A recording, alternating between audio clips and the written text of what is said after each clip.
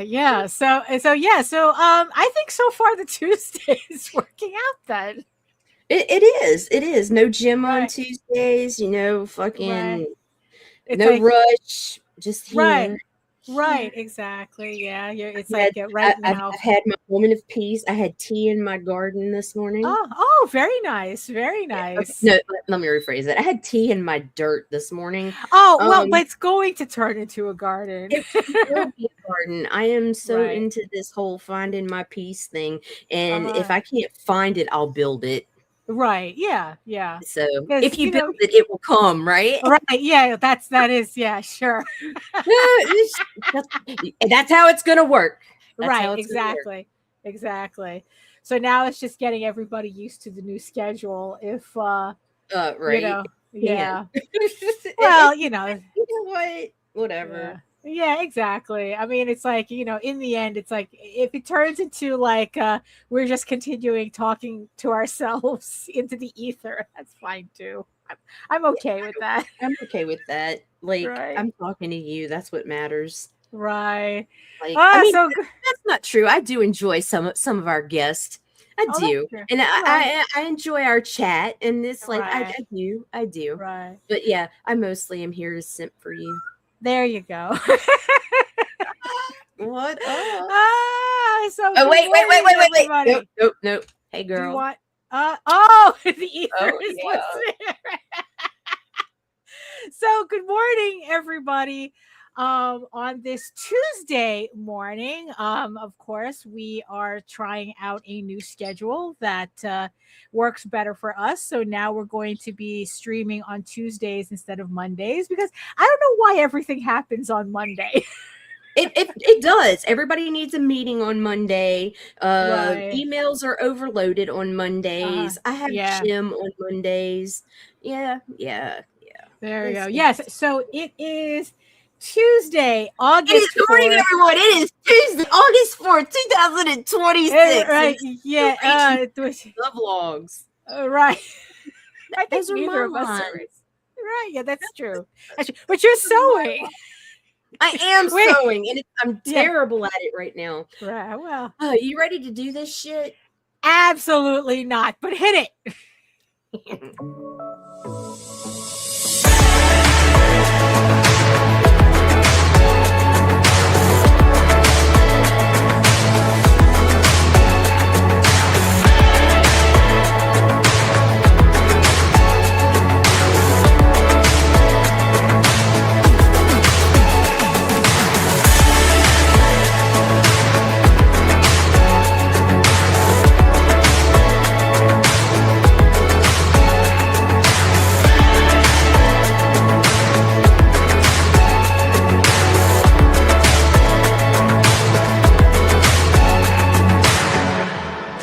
Valar Morgulis.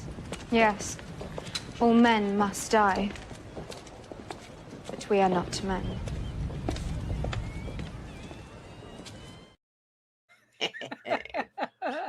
Good morning, everyone. Good morning. Good morning. Good morning, everybody. Yes, as you can see, we are now streaming on Tuesdays.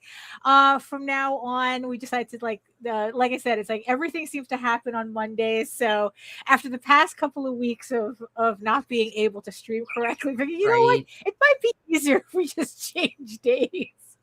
Right? So It that's certainly what is we're for doing. me. Yeah, so that's what we're doing, and I hope everybody can can join us and learn the new schedule and all that fun stuff. Oh my goodness! So yes. Oh, and yes. I guess everyone is still waking up. So I think it's only Lorraine in the chat. But there's people's here. Y'all say good Yes. mornings. Right. And yes, and I see you, our beautiful eyeball people watching from regions beyond. If you are joining us from Facebook, please come on over to YouTube. Keep Lorraine company. In the chat. She's sexy. It's Tuesday. Right. And while you're here, make sure you like, share, subscribe, and hit the notification bell so you get notified whenever any of our shows go live. So you can watch Nita knitting grass. Instead of touching grass, she knits grass. So hello, everyone. My name is Daphne Lage, and I'm a cartoonist, illustrator, and comic book artist, self-publishing fantasy comics since 1992, and I'll let you do the math. I am known for the furry fantasy adventure Tall Tales and the medieval fantasy drama Eagle Raven, Heir of the First Unicorn, which you can read on Webtoons with new episodes updating today, August 4th. So you can check that out. The link is in the chat and in the show notes. And I forgot to put a card up for this, but for those of you who've been keeping track of the Eagle Raven Kickstarter, the pre-launch page for issue 13 is now live. It's in the chat and in the show notes. So we're already on issue 13, even though I'm still finishing the issue, but hopefully this is just the pre-launch page. So it will be launching hopefully in September if all goes planned. Yes. And if you see the QR code on the screen, join the mailing list so that you can also get notified when any of my new projects become available and go live, and get a free comic book bundle while you're at it. So the comic book bundle contains Eagle Raven, Tall Tales, and the Oswald Chronicles for you to try out just for joining. And joined by Nature Mom herself. That word. My name is Nita, and I'm here for shits and giggles. Oh, right, yeah. No, I'm here. Right. Yeah. For So what? you see. Yeah. Thank you. I don't pay her for this. You don't have to, baby. Right. we can work this out in other ways. Sure. Because you definitely got the grass there. And I do have a car now. Oh my goodness. So tell the peoples what you're doing, because this is probably the first time in a while where you haven't been like all discombobulated on screen. And here you are just sewing, being very pastoral. I'm medicated. Finally Right. medicated to where I can function.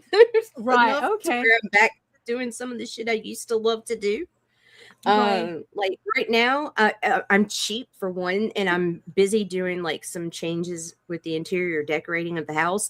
And I saw this really cutesy cottage core kind of garland, and I really wanted one. And I kept looking at all the different websites and stuff, and like the cheapest one was $35. And I'm like, man, that shit looks like aquarium plants tied on twine.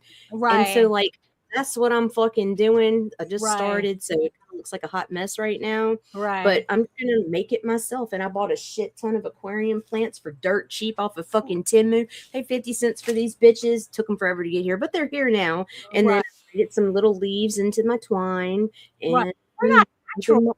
Damn garland. They're not natural, are they? No, these are plastic. Oh, okay. All right. Okay. Because you know what it is? I'm so used Be to hanging. putting This is real actually going to be plants. permanent decor. Oh, okay. No, 'Cause I'm my so dried plants and stuff are outside hanging. so So- you've done that too. Okay, because I'm so Oh. used to Lorraine putting real plants in her aquarium that the idea of people putting plastic plants in their aquarium kind I of know, like, right? Like I love forgot live about planted that. aquariums myself. Right. When I do aquascaping, I use live plants, but this is going to be a glorified dust collector. Oh, So, okay. yeah, it's just something cute that I keep seeing, and I'm like, man, that would look really cool at the entrance of our hallway. And so, Right. like, yeah, I'm just gonna fucking make one my damn self because I don't feel like Right. spending a buku bunches of monies. Right. Yeah, of course. Or I don't yeah. have a buku's bunches of monies either. So there's Right. that. Well, it's like, And- yeah, I mean, but it's nice to see, hobbies again. People I doing know, hobbies, right? proper Like, dude. hobbies, like a proper country. Well, I've got a few project pieces. I used to do like reclaimed furniture, and like just sand it down and paint like modern styles on it or whatever. And that's what I'm like starting to come back to life. And so I've been picking up pieces, and I'm like, yeah, wait. You need your I'm borderline microphone. I'm borderline unalivable, and Oh, so no. like and not anymore. And so like I good. gave everything away because it's like that's what you do. No. We don't need to give away all my paints and shit. And I'm like, man, I gotta build everything back up. Right. Good morning, Grant. Good morning, Grant. Good morning. You know, but it's like it's nice to see like that your corner finally like coming together after you changed all your background. I had to get out of the closet. Oh yeah, the closet definitely. was depressing too. Yeah, so it's nice to see everything beginning to come together, you know, and just having the grass there is kind of like very aesthetic. So it's like I don't know, it matches the alien there. What was his name again? Oh, I changed his name so often I forget, but it's always something Steve.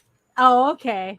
Right, something Steve. Hey, Steve. Something Steve. Gotta find him. There's Flamingo Steve, there's Frog Steve, and there's Duck Steve, and I cannot remember the alien's name right now. Oh, that's Classy Boy.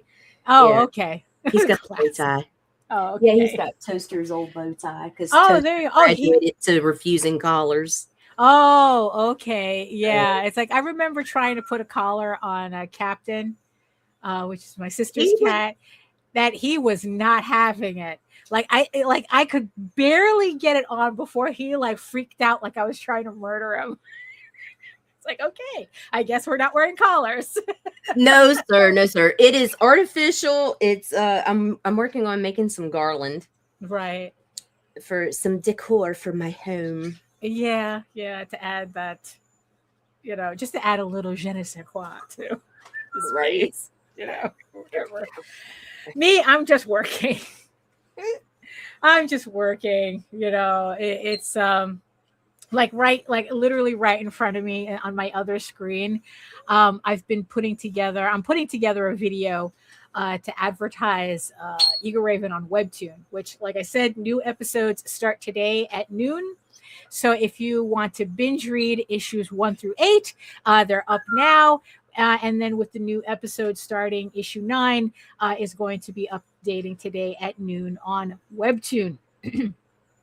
So, like we spoke about on the last episode, I've been trying to like do something a little different in terms of the types of uploads that I've been doing, like trying to get like attention to the series and, you know, like hopefully building up to something that leads to the Kickstarter or leads to the website. So it was suggested that I just kind of like bring back my Webtoon and focus on getting people to the Webtoon and to know the story from there, because it's just, you know, because it's like after doing like hella research, Jesus Christ, it finally occurred to me like the people that I want to attract to my stories, it's like they hang out mostly on Webtoon and Instagram. They also hang out on TikTok, but I am absolutely not going to do that. Like, you know, there just comes like a point where it's like I have to draw the line somewhere, and TikTok is it. The TikToks, let the kids have it. Yeah, you know, but you know what I've been doing though is like I've been trying to incorporate like more video into my uploads, my updates. So you know, so on Sunday I started uploading kind of like, instead of like predominantly like they're still technically ads, but they're more like story based, you know, posts. As opposed to, oh, now available, you know, it's like buy now. It's more like, let me tell you about my character first, you know, which was inspired by what I saw you doing with Nightwolf. So so I started putting together a new plan kind of based on that it's like If I want people to read my story, I have to tell people what the story is. Right. God forbid, right? So and like I said, I've been kind of like building up a library of like these little videos, lore videos, webtoon videos. Like I said, I'm working on a video right now which I want to use as kind of like to get people to go to webtoon. Right. It's just it's a slow it's a tedious process. I mean, it's like, I'm not going to say that it isn't, but the funny thing is that I'm finding myself kind of enjoying it more because how deliberate it is. Like I said, it's not just about buy my stuff. It's not just about that. It's about let me tell you about my story. Let me tell you about my characters. Let me tell you why this might interest you, or why it should interest you, And I've kind of found myself like actually looking forward to making these videos and putting together these posts, as opposed to before where it felt a lot more like a chore. Now it just feels like that. Yeah, I know, right? Because you're having fun with it, and it's your story, and you love it, and it is your passion project. Yeah, it is. It's passion project. Yeah, it really is. No, for sure. But I hate that term though. Yeah, I know, because it's such a meaningless phrase, because it's like so many people have used it like really for marketing, because in the end that's what it is. It's kind of like turned into a marketing phrase. It really has, just like the strong female character, right? And and just because just because like it's a market, like it's true, but when you start having to use it for marketing, it starts sounding fake. And that's kind of the thing I'm trying to get around, is like how to make my posts sound genuine, right? And and just not be genuine. Yeah, exactly. That's what I'm realizing. It's that simple, right?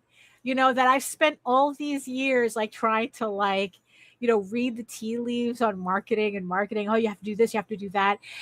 And then it's like, just to also recently like crash headfirst into the whole thing that like marketing at our level is kind of bullshit if you don't have the money to get the access. And like I was reading a couple of articles about but this was more like in traditional publishing, where this woman spent $40,000 on marketing, and she says that she could only account for $3 of those dollars. Jesus. Yeah, like everything else, like she spent like hella money on like marketing and PR firms to get goose egg out of it. Because you're what was she selling? Well, she was selling a self-help book. And you would think that type of book would be like the easiest thing to sell, but also not really, because that genre is so oversaturated. Right. And like, and she says that, like after a year of doing this, right, that what she realized that that the things that really helped her sell books was like getting on a particular TV show, right? And even then she may have sold like a couple, like maybe like 100 copies of her book. So like even when she did see a little success, it's nothing crazy. It's like it's just something that everybody is going through, where it's like you do all this work, but like the end result is not really meaningful. So that's so that only reinforced my whole thing about like especially marketing on our level. Like if a woman's spending 40 grand on PR and and social media marketing, didn't get like just got her 100 copies. I was like, I could run a Kickstarter and sell 100 copies. Right? Like I don't have to do that, which also goes to show you there's a lot more connected to this. Like money gives you access and access and but at the same time, it's not a problem that you can just throw money at, because even on a smaller scale, I've read like some indie publishers they'll pay a social media manager, or a social media company, like, oh, here's $3,000 to help promote my Kickstarter, and their Kickstarter doesn't do any different than if they didn't spend that money, but now they're in the hole. They're not. You're hiring these marketing companies. The marketing companies need to. The indie comics market is it's vast and niche at the same fucking time. Right? Yeah. You have to already be in with those people to be seen. You can't That's market to something you're not a part of. That's not stream. That's the thing, right? That it's like you have to be kind of famous already for marketing to work. Right. Which is like, doesn't make any sense, but at the same time, it's like, so at least I kind of, but like I said the last time, it's like, it's when I don't do anything, it feels wrong too. Like it feels like I should be doing something, but marketing the way we know it is not, it's not working. So, but the thing is though, is that I would rather get the same results on uploads that I enjoyed making, because it's about my story and talking about my characters and the lore, than to just kind of grind out buy my book now type of ads, and it still does nothing, but I hate doing those. Right. And and also the thing is too, right? Because it's like, in always it's like, it's always good to watch other people as well. Right. Because sometimes other people, like, they literally serve as a warning to others. Like that's their sole purpose. So it's like, so not only am I trying to watch what people like do that works, it's also important to watch people for what doesn't work, and boy are there a lot of things that don't work. But there was this thing that I remember reading about the whole concept of enshittification.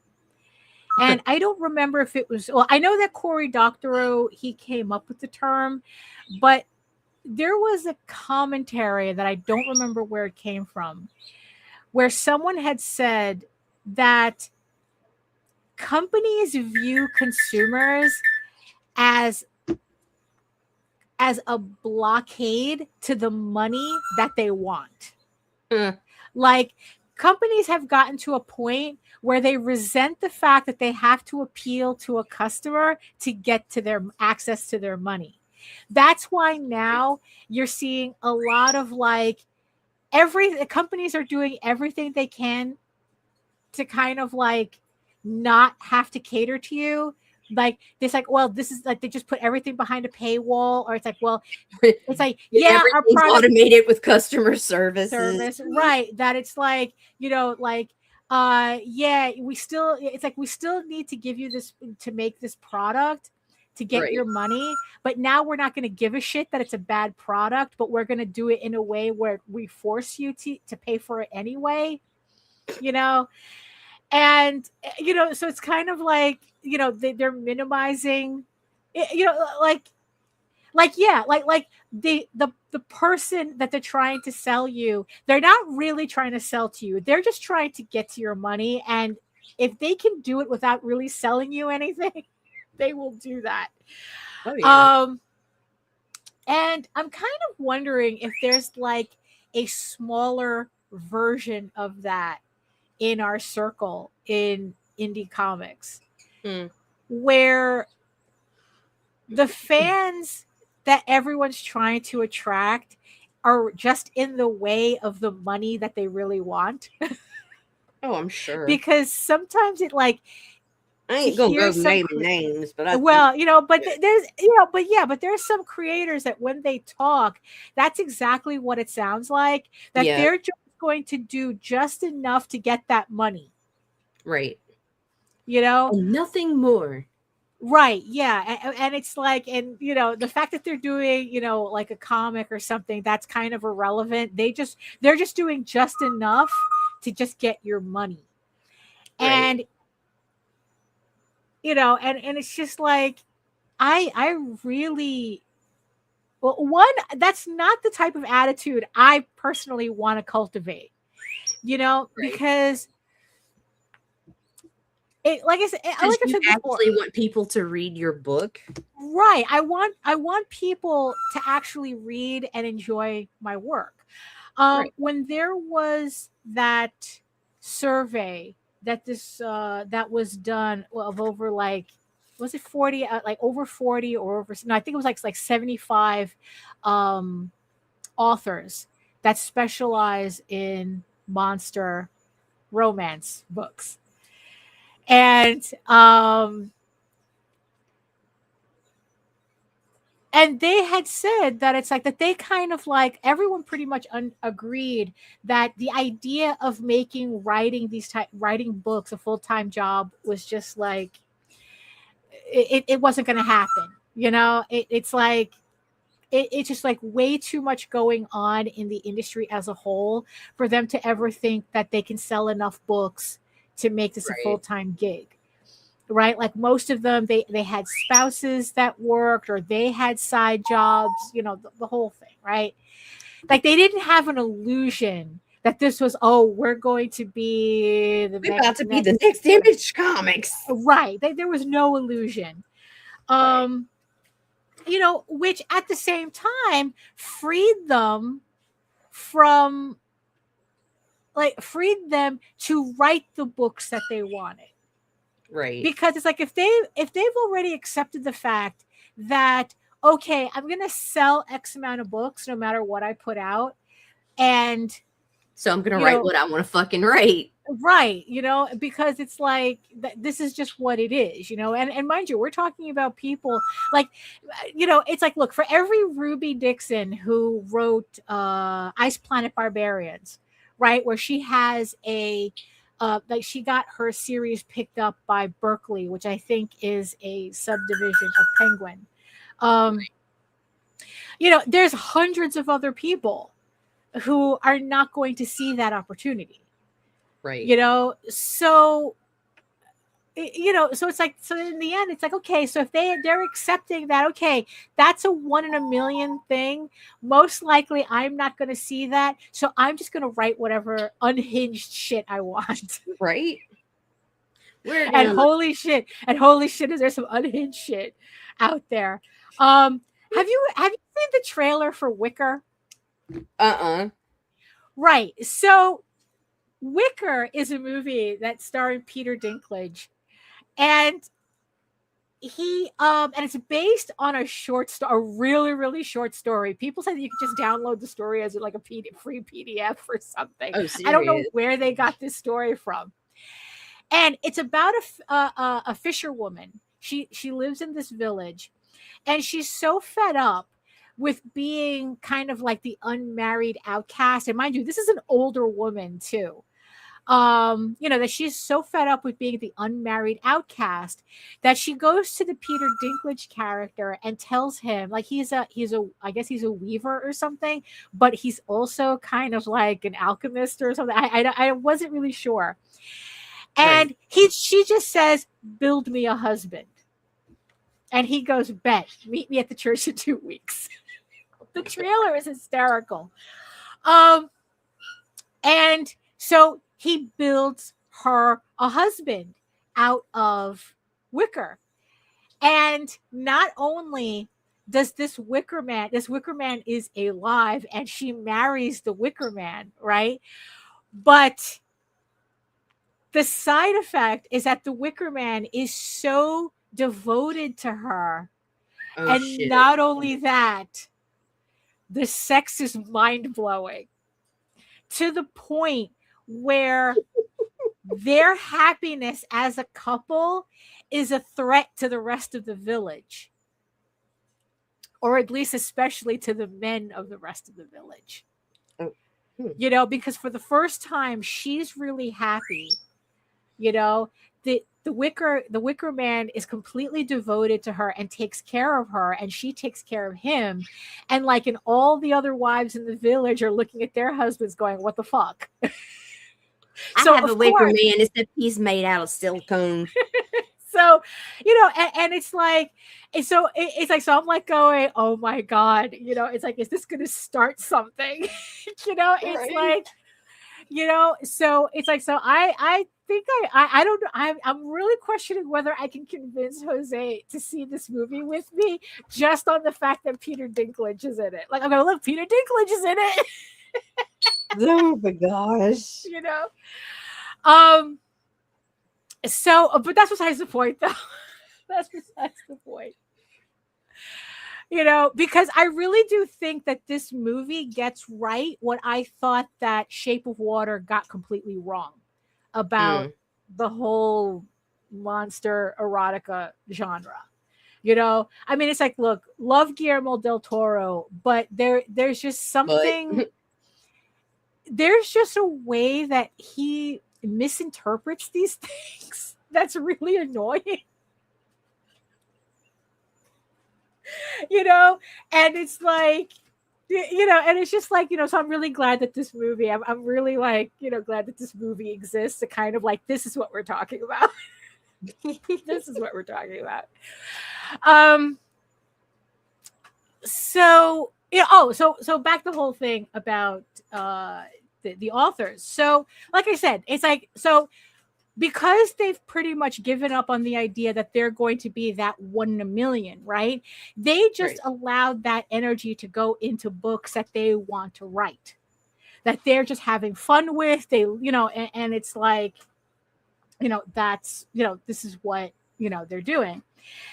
And so that being said, the thing that they hoped to kind of like garner the most, if they're not going to, if fame and fortune is out of the question, what's the thing that they're kind of hoping to cultivate, right? And what they all pretty much said is that they want to cultivate a fandom. There you go. What they want is that they want a little fandom who that reads all their books, that enjoys their exclusive club. Right, exactly. And it's that like sounds awesome. You know, yeah, that's what they want. They want a little exclusive club where everyone is just enjoying the work that they're doing. They're having fun. They're writing their own fanfics. They're doing fan art, and just kind of like, just kind of doing that. Right. You know, and it's like, you know, that's kind of, you know, and that kind of sounds neat.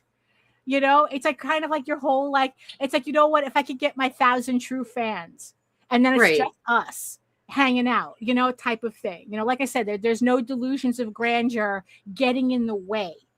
Right. Because that's the thing that I feel like I keep seeing with people promoting their book, their stuff, you know, like, you know, their indie comics, is that they're so wrapped up in the idea of wanting to be the next big thing that it puts them kind of all over the place as to what they should be actually making, you know, what they should be actually concentrating on. Like, they just want to be able to just, they're just throwing all this shit on the walls, and then like, okay, one of these, right. And all they're doing, right, it's like, okay, I'm going to do a superhero comic. I'm going to do a, you know, I don't know, a TNA comic. I'm going to do a, you know, let's do like kind of like a fantasy comic. Let's do, you know, or whatever. It's like, and they end up like doing all these different things, trying to find the one that hits, that they don't spend time actually showing the audience what they actually enjoy. Right. Like, they're so busy chasing trends that they have a hard time building fans because nobody knows what they actually like, what they're actually enjoying. You know what I mean? Does that make like sense? No, it does make sense. You know, and trends are dangerous because by the time you realize it's trending, you're too late. Right. You know, Like, that, yeah. I never understood that. Like, I don't know. And then what's funny is that everyone goes looking at the guy or whoever who did the trend first. And it just turns out it's not that they did the trend first. They were there when the hard work finally caught up with them. Right. You know, and because they were enjoying the book that they were doing to begin with, then when it finally hit, it hit big for them. Right. You know, it's like Beanie Babies, right? Like, yeah, it was a trend, but the people who really benefited from the trend, who were the people who were collecting those shits when everybody thought that they were just stupid little ugly dolls that you could get from McDonald's. You know, the same familiar story, right? You know, it's like, I still have these because, well, it's the new schedule, Rob. Yeah, it's the new schedule. So we're not going to be streaming on Mondays anymore. We're going to be streaming on Tuesdays because it's just like more convenient for us. Right. But it's like, but it's the same thing. The people who really made bank on Labubu's were the people who were collecting them like 5 years ago. Right. When they were just weird little dolls coming out of Asia. You know? And the thing is, though, I still have mine because, and honestly, there's a couple that I'm looking at to like eventually pick up if I come across them, because I actually like these things. They're cute. You know, I like these things. So the fact that they're not trending anymore is completely irrelevant to me, because that's not why I was picking them up to begin with. You know, and that's the thing with certain comics when they works for Rob too. Right. Yeah, better. Yeah, there you go. You see, everybody has meetings on Mondays. You know? You know, so yeah, so then I was like thinking about this whole fandom thing, and it's like, you know, and it's like, yeah, it's like I want that kind of like, that's what I kind of really would like to have, and that I'm slowly building up is, right. You know, because me and Jose were talking about this, and it was kind of weird coming to the realization that, you know, so why do I do the book that I do? Why do I do the work that I do? And the fun, you know, and I know that I've gotten people's panties in a twist when I would say I really have no larger ambition for this. You know, I'm not thinking about the Netflix deal or the movie deals or whatnot, or who's going to be, if I could choose, you know, a voice actor, you know, to who would play your, it's like, I don't think about these things, you know? You know, and, you know, so it's like, and it kind of confuses people when I tell them, it's like, I don't think about these things. Oh, if someone offered you $10 million, what if someone offered you $10 million for Eagle Raven? And I go, well, what if the moon was made out of pudding? It's like, what stupid question is that? I hate those questions because they're not even, they're so this does not apply to me, motherfucker. Right. I don't want to, you know, it's like, oh, are you saying you would give up $10 million? It's like, look, if Elon Musk came to you and said that he'll give you $10 million to suck his dick, would you do it? Well, $10 million is $10 million, Daphne. You know, I mean, granted, and a lot of people are showing. Then again, a lot of people are showing they do that shit for free. But again, that's besides the point. No. But it's like, but for some reason, they don't treat that question as stupid as the other question is. You know, like it's completely irrelevant. It's like, I don't think about it. It's like, it's like, you know what? It's like, I have no use of wasting brain power on imaginary scenarios. I really don't. But take into account taxes. Don't forget. when you suck Elon's dick and you get that $10 million, about 40% man, of that goes I'm to gonna pay my taxes and I'm gonna disappear. Y'all will never hear from me again. Y'all can put it on Pornhub, whatever, post it on Facebook, put it on all the YouTube's channels. Right. I don't fucking care because I will ride off into the goddamn sunset with my cats and I would just disappear. Never to be heard from again. Right. That's how you know I won the lottery or sucked Elon's dick. Right, that's true.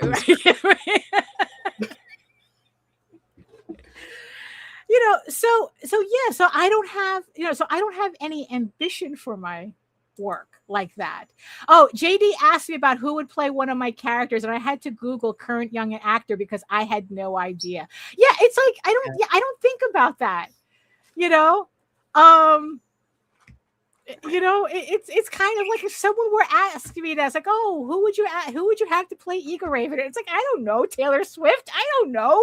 I don't think about this. I don't think about this. I'm taking over. Like, this is my show now. Jesus, Daphne. Taylor Swift, bro. I don't know. But that shows you how much I don't think. And I'm not anti. Like, look, okay, Taylor Swift is beautiful and charitable and all this other bullshit. But like, come on, man. Right, Ego Raven's hotter than that. But that's the thing I don't think about. Well, now we fucking have to because I can't accept this. Right. Like, so work for me. Right. So I want to see the movie now. So so again, so it's like, so then what am I aspiring to then? It's like, then why am I building? Because then Jose goes like, well, why are you doing all this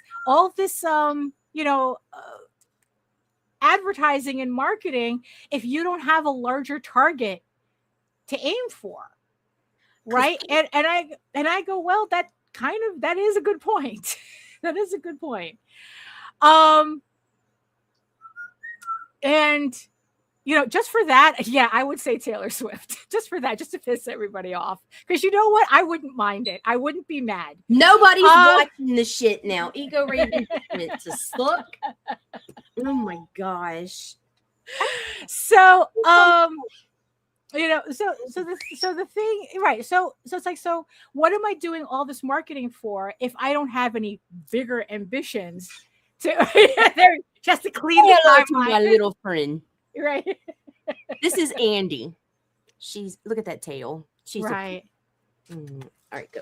Sorry. There you go. Cleanse the timeline.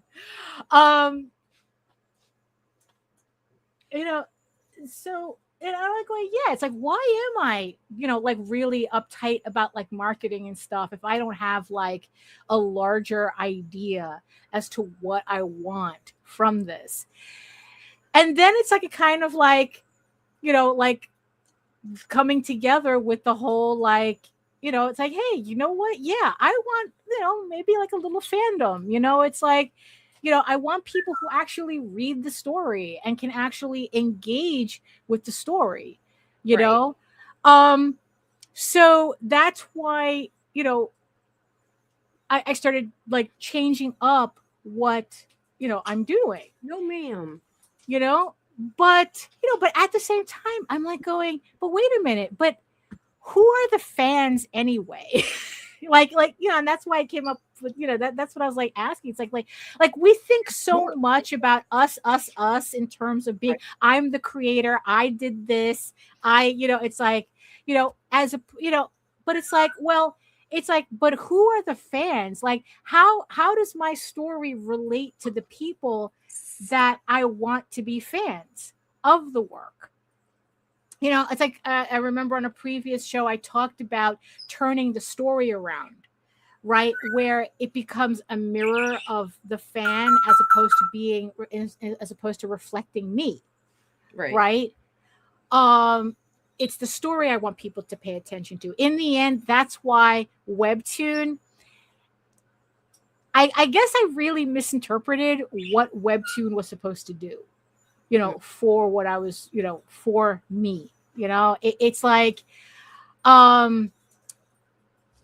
because, but now I think I have a clearer idea. So it's like, so Eager Raven issues 1 through 8 is already on Webtoon. In about 15 minutes, the chapter starting issue 9 is going to go live. And the idea is that if anybody asks me about Eagle Raven, I can say, oh, this is my comic on Webtoon. This is my webcomic. Because you'd be surprised at how many more people know what a Webtoon is than a Kickstarter. Definitely, a Kickstarter. Right. But it's like, it's like I'm pretty sure that if I tell people you can read Eagle Raven on Webtoon, there is going to be less friction at the idea because they know what Webtoon is. They're familiar with Webtoon. They know, they already read comics on Webtoon. And it turns out that the people that I'm trying to attract, they're on Webtoon. They're on Instagram. So that's why I'm like kind of like trying to focus like my effort on those two platforms, but also I'm going to be posting I'm still posting to Facebook and to YouTube and like I said, I'm doing these videos that kind of like, and posts, that allow me to cross-pollinate the other platforms,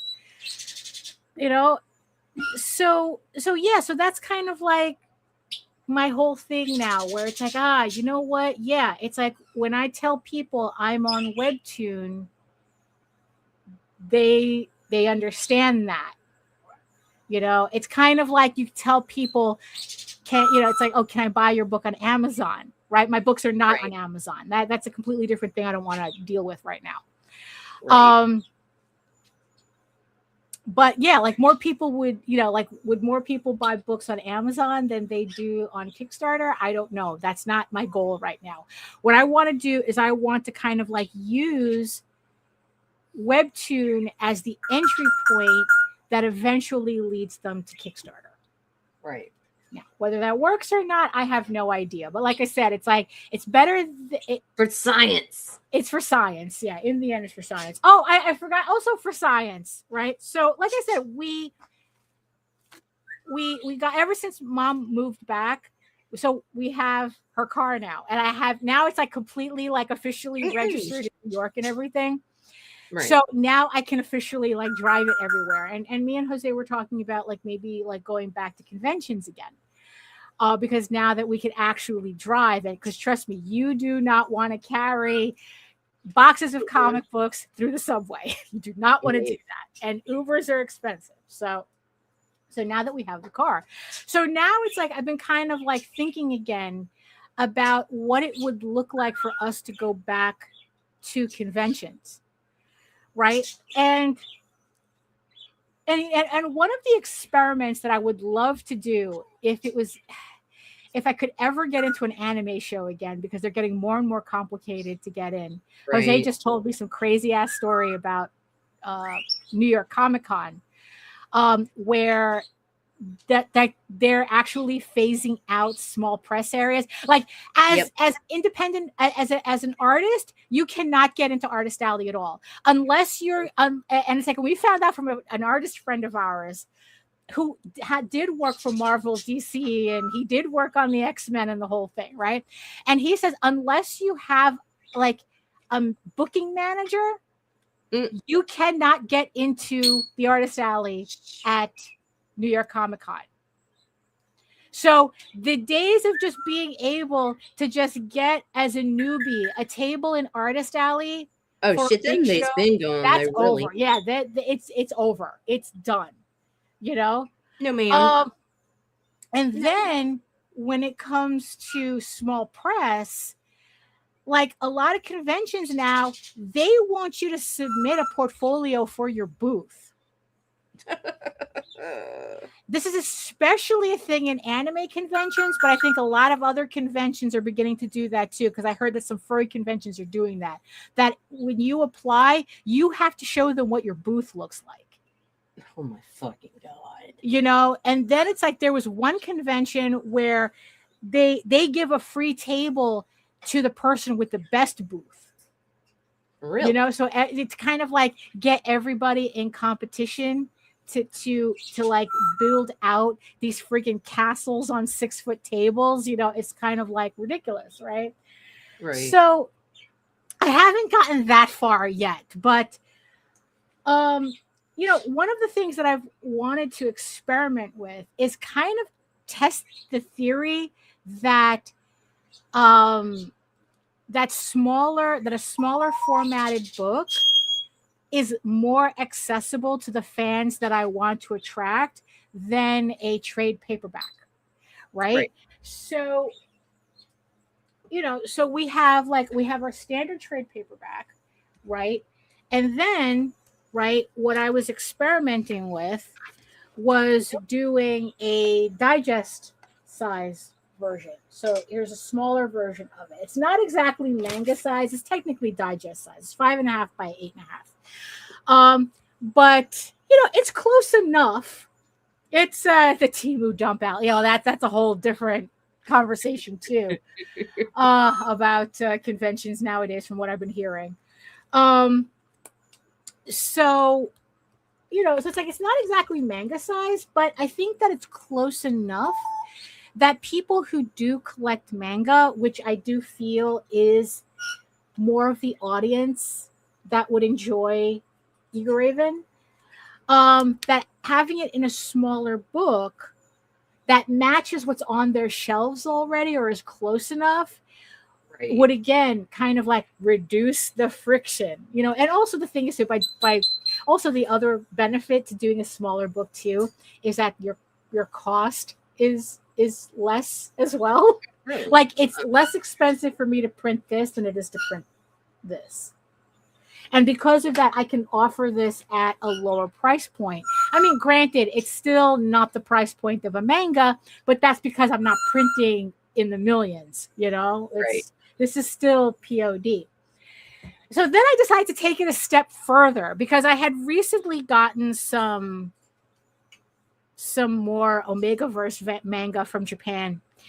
And I noticed that they have these little, I think they're called obi bands for the book. Like, you've seen these, right? On like, you see the mangas that have these, right? And then I was looking at this. I just can't flip it.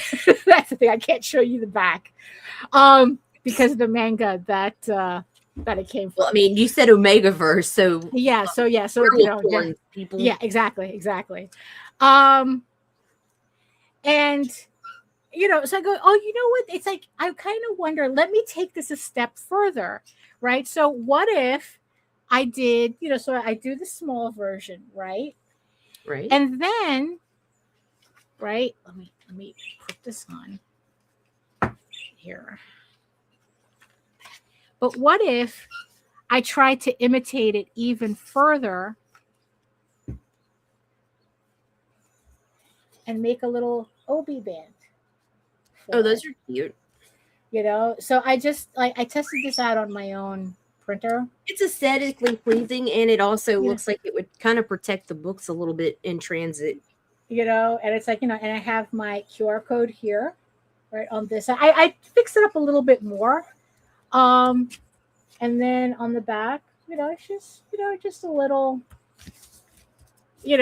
just kind of like, I don't know. It's just kind of like, I haven't committed to the idea yet, because I would have to get these printed, but I haven't committed. I haven't committed to the design yet.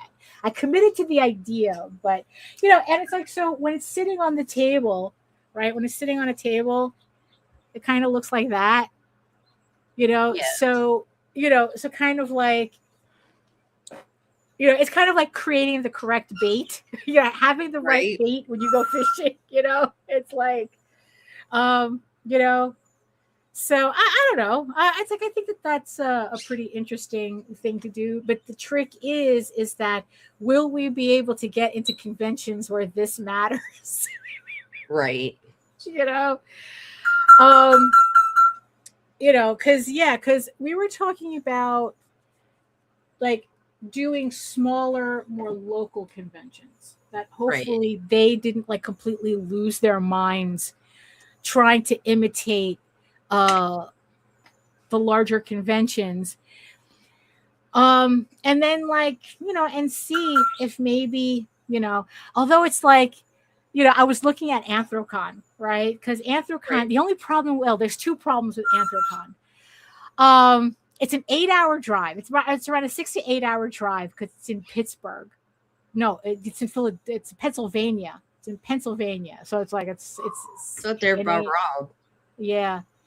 And it's on 4th of July weekend.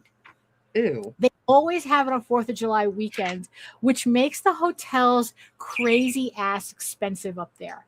Like just doing an initial search for hotels, like we're talking about like, well, the hotels that I was initially looking at were like $400, $500 a night for that weekend. Nope.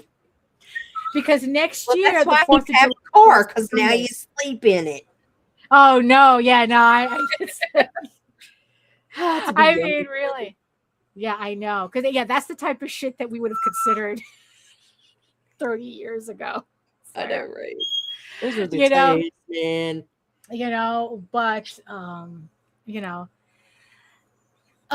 yeah, so that's yeah, so I'm definitely like, I don't know about that, but yeah, the 4th is why I never try to do it, because right, exactly, at Pittsburgh. Oh, it's in Pittsburgh. Oh, I forgot the name of the place. It has like this, Prussia, King of Prussia, that's where it is. And that's the thing, it's like kind of thinking it from the fans' point of view, right? As opposed to what's convenient for me. It's like, well, how do the fans think? When you go fishing, right? Kind of a shitty analogy. It's not a shitty analogy. It's an unfortunate analogy. Right. Where it's like, you don't like, it's like you don't go to the top of the Empire State Building and then bitch that there's no trout there. It's like, I mean, it's like you have to go to where the fish are, right? And then not only that, you have to go specifically to where the specific fish you're trying to catch is at. And then you gotta find what the fuck that motherfucker wants to eat. Right. So it's like the entire time you have to think about them.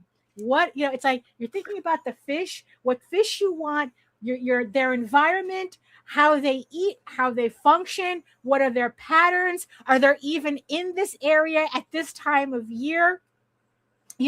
Like your entire focus is on it's like where and why and how with these fish. But when I listen to a lot of indie creators, they're more like, oh no, that happened to us. Yeah. Oh, yeah, Lorraine. For some reason I thought it was, no, I hated that. I think that was like the last time we went to Anthrocon, because we got stuck on the bridge on the way back. Oh, it's not King of Prussia anymore? Oh, that's farther east. Okay. All right. Yeah, I would have to look up, because I know they're in the convention center. So I don't know. It's too far. Right. And 4th of July weekend. Yeah, I remember that when we were stuck on that bridge. It was awful because it was like 2 hours. It was sweltering, because you're not going to keep your car idling for 2 hours. It was just, sucks. So the entire, so it's like, but instead I see a lot of, creators, they go, how do I bring them to me? It's about me. No, they come to me, and I go, that might be that part mentality of the right there might be your fucking problem. Yeah, that might be part of the problem of why you're having a hard time finding people. Because you're so busy thinking about yourself instead of thinking about the fans you're trying to attract. So it's like, so that was also a very important flip that I had to do to help me rethink how I put together the stuff that I'm posting. How do I oh, this is the part 2. How do I talk to the people that I'm trying to attract? Like Nita, I was like, I'm pretty sure that like when you go to a convention and you're walking Artist Alley or even if you're just shopping in general, right? Yep. There's obviously a particular way that people talk to you that is repulsive immediately, right? Oh yeah. Don't holler at me to come over to your table ever. Do not carnival bark me. I'm done. I'm done. Like I used to suck it up and walk over. Now I'll flip you off. Like, fuck you, bro. No, I'm good. Unless we're friends, then wave me over because I'm oblivious. Right. And then you'll give us the finger anyway, and then you'll come over. Yeah, probably. Right, yeah. You know, it's like, right. Yeah, because it's like, I know that when we used to regularly go to conventions, I got to a point where I stopped going through the Artist Alley because I couldn't handle the pressure. I was about to say catcalling, but you know what? Sometimes it's about the same thing. I don't like that. It feels like it's just harassing. Seriously. Mm-hmm. Like, you know, like the whole carnival barking thing. Yeah. No, you know, you and your fucking book at that point. Yeah, you know, that it's like I really cannot handle that. And I really hated doing that myself at conventions because I could see people getting upset when I go, "Hey, how you doing?" blah blah blah. Like but then it would be like, "No, you have to do that. You have to do that." Right? And it's like, you know, but then again, you know, it's look, like, oh, everybody. There you go. So there's always something in the way. But for future reference, we're doing Tuesdays now. Yeah, yeah, because it's cheaper or something. I don't know. There's a reason. Yeah. Oh yeah, but that's because Mondays suck and Mondays are too busy. Yeah, Mondays are too busy. Yeah, it's cheap. You know, but you know, yeah. So it's like, so I don't go into art. Baby. But let me say that again because it didn't start off like that at the beginning of the show. It didn't look like that. No, it's gonna be. I'm gonna have to trim it and everything. But like this shit, like, oh yeah. Oh, that looks good. What? Like, I'm not paying no $35 total. Fucking $5, and what? We've been live for an hour. Done. Right. I mean, it's like, yeah, you really accomplished a lot. You know. Right. And I even got extra. I'm gonna go through and make it fuller at the top. Right. Oh, there you go. Yeah, that's looking nice. So it's gonna be like what, like a little curtain? Like how's it gonna fall? Or are you gonna like? You're gonna just be it's moving down just a little bit, and I'm gonna put a few sun catcher strands in between. That way, when the living room light hits it or the sunlight from the bay window, it'll sparkle down the hall. Oh, that's good. That's good. So, do you have to be careful with little sun catchers setting fire to shit or something? I mean, maybe we'll find out. Maybe. Oh no! In my backyard, probably. Right. Well, yeah, you know, yeah, because it's crazy, Daphne. Oh my god, the 100 fucking plus degrees days. No. Yeah, no, it's not. It's unreal out here. Right. You know. Yeah, it's yeah. All aboard the Tuesday train.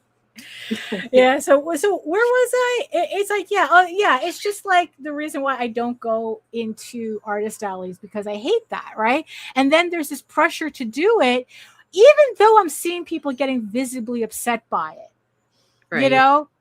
And it's like, and again, it's like you don't go fishing and then banging a frying pan and then getting upset that every animal in the vicinity is avoiding you. I don't get it. Why am I not attracting things? Why are the fishes not biting? You know, right, you know? And I don't know. And I think that I don't, and that's the thing, because it's like, I find it so much easier to just focus on telling the story, you know, which is what people are saying. Fans are saying they want to see. What's your story? Don't sell to me. Just tell me your story.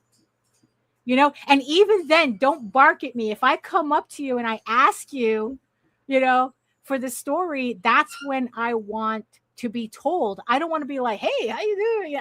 Like, nobody wants to be bothered with that, you know? It's like, it's like, look, nothing is more annoying than going to a store and then having a salesperson trying to pretend that they're trying to have a conversation with you when you know that they're just going to try. It's like, fuck off. It's like, I'm not interested. But why do we expect that to be different at a convention, right? It's like, why do we expect that to be different? So yeah, so that's kind of like, okay, so like, how does thinking about the fan instead of us, how does that change how we approach these things?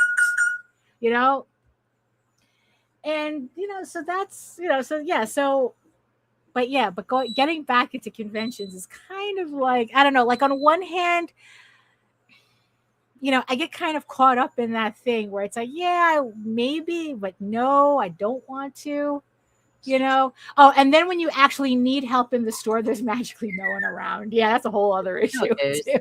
Yeah.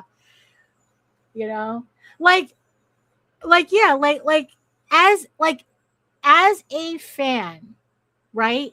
Like, what are other things that are a complete turn off to you? Flirting, or like the typical sales tactic. These fucking pseudo suave guys, they think they're all hot shit with their right. And they're like gonna flirt, and it's the equivalent of schoolgirl twirling their hair, but it's grown ass men pilfering. It's like, hey, I just want to talk. I just want to talk. Yeah, no. It's like, no, fuck off. You're trying to sell me something. I don't want to talk. Right. Yeah, because I read. Right. And I want to see the hobbits. Right. I hate that shit. Right. But but pretty much, if something does attract your attention, right? It's like if something does attract your attention, like, what would be the number one thing that you hope? Oh, fakeness and shady behavior. Yeah. Too much of that. Because also, that's the thing too, because it's like, it's even worse when you do want the stuff on their table, when you do want to take a look at it. Right. And they're like on top of you. I have been ready to buy something at first sight, walking over to get it, and have been jumped on like a fucking, and just started like feeling like I was, I don't know, feeling like I was cornered by the fucking fox or some shit. And like, never mind, I'm good. Right. Oh, here's something that I've always had kind of also an issue with, but again, it was like, oh no, you got to do that. You got to do that. You got to do that. Is you're walking past a table and they're giving stuff away. It's like, oh, try this, try this, try this, like little, like, oh, have a card, have a free comic, have a sampler, or something like that. Like, how many people are actually attracted to that? Like, honestly, like, the amount of times that it worked compared to when it didn't is like this. Like, you have a timeline and, of giving away stuff at a table. And then the moments where it actually worked, it's like all the way over here, like this tiny, tiny segment. Yeah. Like, if you're walking in an artist alley and people are giving stuff out, it's like, is that like, how do you feel about that? I think because you're at a Costco. This is a Costco, sir. Okay, hold on. Wait, what? Repeat the question. Like, okay, you're walking through an artist alley or something, right? Right. And you have like people handing out stuff. Okay. Like, is that like they go, oh, take a card. Here's a free sticker. Here's a this. Here's a that type thing. Right. That doesn't bother me too bad, as long as you don't use that opportunity to jump me even more. Like, I'm likely to wander over just to see, and then peek. Like, I can be lured with stickers. Right. Oh, okay. Stickers and money. Right. Oh, well, I don't think. Yeah. The problem is like, I don't think people really give out stickers because they're expensive. But like, if someone was giving out like trading cards, oh my god, I've gotten so many free stickers that can really. Yeah, okay. Oh. That's like the majority of my swag bag when I leave. Right. Okay. I collect all. But then again, they also have like a lot of the 50-cent dollar stickers too, and I hit those up. Oh, okay. No, right? Right. Oh. Oh yeah, and have candy on your table. Yeah, we could. Because I'm a whole ass toddler. No, because I've seen people do that too, where they have candy on the table. Like you might as well go trick or treating, you know. But it's like, but again, it's like they're using that to get you close enough to the table so that they can talk to you. But don't talk to me, because if you lured me to get me close enough to your table, I'm gonna see your shit. I mean, you can say hello or whatever. Right, yeah. Don't come at me. The worst thing somebody can do is try to pressure sell me, because I'm gonna know within seconds of whether or not I'm gonna pick up your book, and then I'll know within a minute is whether or not I'm gonna buy it. Yeah, that's the thing that you see. Yeah, that's the thing that yeah, you don't have to. If I want your thing, you don't have to convince me. And I think that also that's kind of like another thing. Like it's one thing to want to like, oh, it's like, let me tell you more about the story. Let me tell you more about it. But there's another thing where it's like you're trying to convince me. Huh? Oh, at a convention. Convention. Yeah, you could. Yeah, you may. Right. Yeah. So when Nita passes your table, you can say she'll still flip. I don't exist in real life. I'm just a social media apparition. Like if you see me at a convention, you didn't. Right. No, you didn't. And then usually if I'm at a con, I'm either in the hallway near a stairwell or under someone's table. Right. Yeah. How I roll. I am not good with crowds. But yeah, you could definitely, Melissa, you could say hi to me. Right. Rob could say hi to me. Lorraine, say hi. Yeah, sure. What's going on under the table with me? You come hang out under the table. Can't take you anywhere. Because I think that one time we thought about, like just smile and wave, boys. Smile and wave. One time we thought about what? Going to a convention together. Oh, yeah. I forgot what it was. Like I think it's like for a little bit we were talking about MegaCon or something, or we were talking about we had Baltimore talked about Comic-Con. MegaCon back when Meredith. Yeah, right. I want to find out. I'm gonna show you. And you and look, nobody gets pregnant.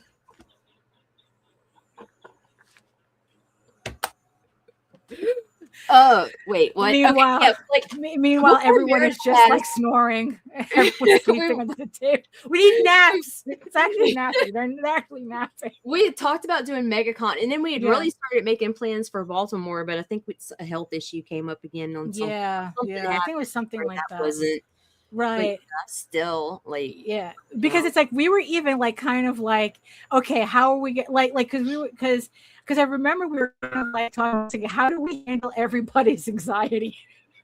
Yeah, because that was good. Well, I mean, definitely Baltimore would be the easiest. You can find me underneath whatever booth Rob has. Yeah, exactly. Napping. I kick out business cards. Right, yeah, exactly. I like people just don't get it. Like seriously. You know how Meredith and I survived MegaCon? She tied a balloon to my waist because I disappear underneath the crowd.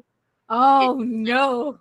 Would follow me, or I'd hold on to the belt loop because the anxiety was fucking real. And the one time I got separated, I'm like, okay, that's it, my life's over. And I went and accepted my fate and sat in the hallway next to the smelliest motherfucker, but in the best fucking Venom suit I have ever fucking seen. Wow. Taking it off, the symbiote fucking legs and shit, he poured the sweat out. Ew. I don't know, so like that latex. Imagined him drinking out of it, and then it was like, for 2 days I was sick. Every time I smelled body odor, it was like, no. Wow. Yeah, those costumes are not forgiving. You know? But so you were walking around like the Sims, right? I had a balloon. It was a Mylar balloon of a cat on day 2 and 3, I believe. And then I had a press pass, which was even more weird because I'm like, people are like coming to me wanting an interview, and I'm like, get away from me. Right. Yeah. It's like not that Covering type my of badge press. and shit that says press Right. all over it. No, I just want to take pictures of you from a distance and write a blog Right. about you later. I don't want to Right. talk Yeah. to you. Yeah. So it's like it's so I'm a that's a terrible whole person. other issue. Yeah, that's a whole other other thing. issue. I'm in therapy. Right. Sounds like everybody's in therapy. I feel left out. I'm not in therapy. We hang out a little more. I'll give you a reason. Oh my goodness. But yeah, so that's like the thing that I've been kind of like thinking about. Like, like who are the fans and what happens if I try to see what I'm doing from their point of view? And not as like, oh, I'm marketing. But like I said, I'm seeing way too many people like it's like, oh, like do their marketing in a way that's actually repulsive. And you it's just like have to relax. If you relax Yeah. and it's genuine, talk briefly about your story and stuff. Make sure you're showing your fucking art. right. The whole this is your last chance, and the whole Right. FOMO thing does not go over well in posting. Let's just calm the fuck down. Just Right. just calm Yeah, the fuck down. because the thing is, FOMO also only works when it's something that I want. Exactly. If you're sitting there convincing me, the FOMO is not going to work because there is no FOMO. If you're convincing me, that's trying to convince me, you've already lost me. After that point, it just becomes you're trying to pressure me to make the sale, which again goes back to the whole idea at the beginning of the show of I'm just in the way of the money in my pocket. Right. Right. And it's like, and that's what I think is like how a lot of people kind of like looking at their marketing is like, how do I get around this schmuck with the money in their pocket and just get the money in their pocket? And it's like, oh, and then you wonder why you're having a hard time building an audience, right? Yep. It's like, me, I'm more like, it's like me, I'm thinking it's like, okay, how do I endear you to my work that you're obviously interested already in, but, you want to know more about. So how do I do that without like pressuring you? You can read it on Webtoon. There you go. You can read it on Webtoon. Read it on Webtoon with new episodes dropping today. Actually, the new episode dropped at noon. So yeah. So if you wanted to learn more about Eagle Raven, if you're not seeing me at a convention to look through my books, you can go to Webtoon. So it's like you can't get any easier than that, right? And like I said, I really do believe that more people know about Webtoon than they know about Kickstarter. Oh yeah, absolutely. When it comes to comics. So, so yeah, that's kind of like, so that's been kind of like my thought process with these videos that I'm making and and here's the weirdest thing too. A thing that I'm really, really trying to do that I'm testing is, like I said, I don't want to make these posts about me. I wanted people to focus on the art and the story. Right. So everything that I've been putting out doesn't mention me at all in it. The only time you see my name is secret. Like, and this is not to be rude. This is not rude. Yeah. So don't take it that way. Nobody gives a shit. Who the fuck are you? Right, exactly. But that's exactly how I'm looking at it. If you come back with a grandiose title for like whatever, then fucking go for it. Plaster your shit all over it. Right. Now do sometimes tag yourself even.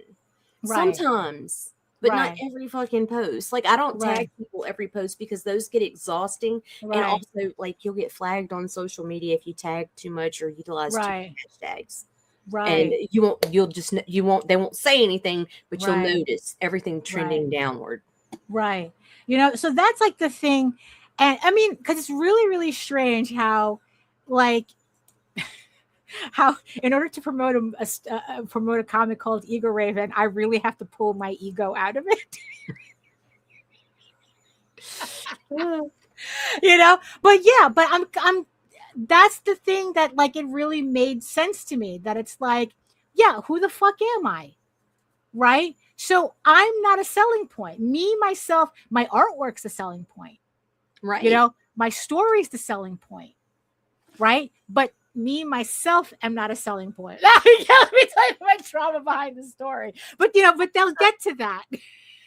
They'll get to that on their own. And then the idea is that the trauma in the story reflects their trauma.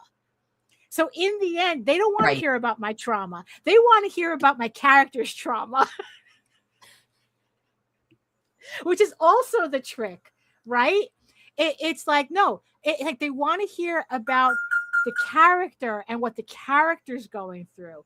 They don't give a shit about what I'm going through or what the inspiration of the story is. Nobody gives a shit. But what is the character going through? And it's like, and it's like, yeah, and it's like everybody, does that, is that something that they can relate to? And in the end, it's like, even if they don't relate to it, is it still a story that still intrigues them because of what the characters going through interest them enough to continue the story, so that's the thing that I've been doing. It's like I've been technically removing myself from this thing and from the marketing, and it's like, okay, you know what, if I have that much faith in my story, in my artwork, then that should be what sells the book. I mean, am I on the right track? I don't know. I've tried. I've tried a lot of other things. This is just going to be another thing that I tried. So I don't know. We can, we can follow up like a month from now when I get the first month's worth of content out, and then see what happens. Because in the end, that's the thing. Science. So how much further did you get on your little I'm like done with the main, I just needed it to be 36 inches, and then I'm gonna go and put in little filler stuff. So I got little tiny dream catchers and charms and sun catcher stuff, and I'm just do it. Right. So you see also the importance is everybody also, get a hobby. Get a hobby, because look at how much she was able to accomplish. Just being on a show and just working with your hands and being medicated. And get some sleep and get on a schedule. It's hard as fuck. Oh my God. I battle insomnia like fucking. It's an ongoing battle, but I'm getting to where I'm actually starting to sleep a little bit at a normal hour, and napping as much during the day, which has really, really helped. And also go to the fucking gym or go for a walk, people. Move, because as bad as I was fucking feeling, I thought I was on my way out, and I started fucking really moving and pushing myself some. You what, man, I feel a whole lot better, and I'm waking up in a whole lot less pain. So, it's like the audacity, right? Right. The audacity, working out and having hobbies, and and drink you a high-powered energy drink with some creatine. This is not cocaine. And drink that before, and then after, smoke you a protein salad. I mean, eat you a salad. It's a protein bowl. That's it. Oh my goodness. We have blue, green. But it is nice to see you feeling better, Nita. I am. I really, really am. That's good. I finally feel like I'm having some clarity. Oh, that's good. That's good. Yeah.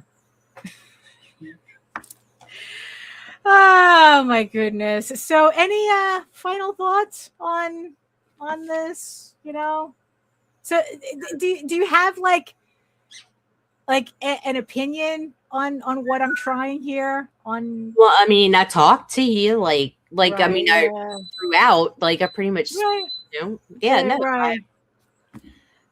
no salad. What is she talking about? Oh, no salads for now. Oh, yeah. No. I'm only smoking salads right now. I real quick started eating a lot of like morning barbecue salad.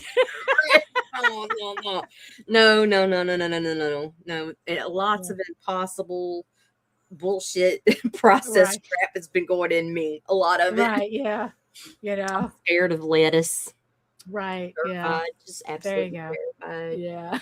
There's nothing worse than the fear of explosive diarrhea. Yeah, exactly. Yeah, exactly. Yeah. No. Yeah. So I think that's a good place to end the show, right? So we're gonna end this with shit. Right, you know, as we always do. But so thank you everybody for joining us on this Tuesday, which we are going to keep as our regular schedule for a while, because I think that the Tuesdays work better than Mondays, obviously. So absolutely, I feel yeah. When I get it from the gym, I'm pushing myself so hard now because I actually want to bulk, not just lose weight. Right. Like, I'm ready to look like a fucking pit bull, bitches. Like, anyway, like, fuck. I had a train of thought, Daphne, till you flexed and it turned me on. Oh no! That table's gonna get crowded. One of our boxes. I got some. Where are all these people coming from? You know, it's like Jesus Christ. Baby. Oh my goodness. Yes, I want to thank everybody who joined us in the chat today. So thank you so much for keeping us company. Thank you so much to everybody, all the beautiful eyeball people watching us from regions beyond and listening to us in the background where we belong. Ugh. Nobody. I hope you guys corner. You're right. I hope you got a lot more work done. Well, you saw Nita. Nita got a lot of work done during the show. So I did. Everybody's getting work done. I got a full 36 inches done. Oh my goodness. It's hot right now. So everybody get work done. And if you are joining us on a replay, thank you so much for watching. You could be watching anything else. You can you have all these choices on YouTube, and you decided to listen to us. And I hope that if anything, at least we were able to entertain you a bit while you were doing whatever it is that you're doing. So. Yeah. So if you want to learn more about me and my artwork and my Kickstarters and my webtoon, you can head on over to my main portfolio site at egoworks.com, EGOWORKS, where you can check out Eagle Raven, Heir of the First Unicorn. Like I said, it is updating now on webtoon.